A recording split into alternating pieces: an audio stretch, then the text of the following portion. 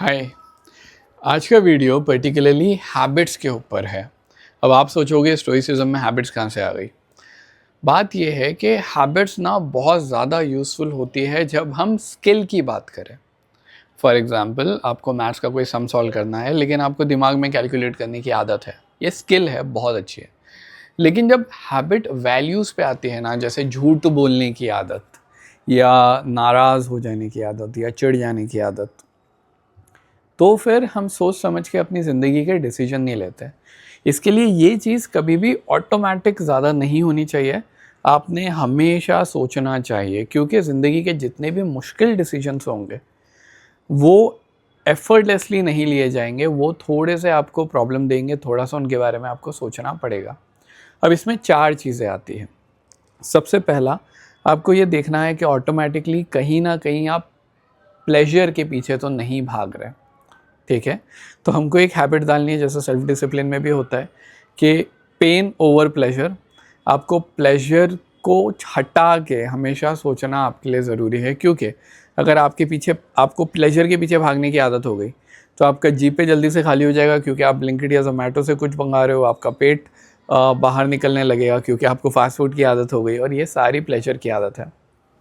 दूसरा, पेन से दूर भागना।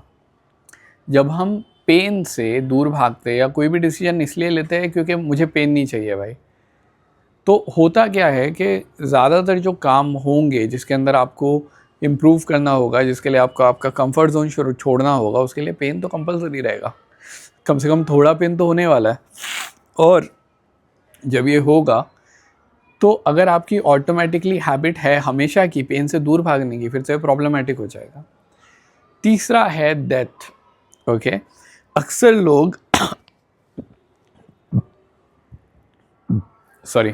अक्सर लोग डेथ को ना बहुत ज़्यादा ही मॉर्बिड तरीके से देखते हैं। लेकिन जब आप डेथ को फेस करने लग जाओ, जब उस फियर को फेस करने लग जाओ, जब अपनी मॉर्टैलिटी के बारे में आपको ख्याल आए कि मैं इस दुनिया में थोड़े ही टाइम तक रहने वाला हूँ, तो होता ये है कि आपके डिसीजन, आपका सलीका लोगों से मिलने का, आपका बिहेवियर उस हिसाब से होने लगता है। और फिर आता है चौथा, रिसीविंग की जो हैबिट है कि बस कहीं से भी मुझे कुछ मिल जाए, कोई मुझे कुछ दे दे, ये बहुत ख़तरनाक है।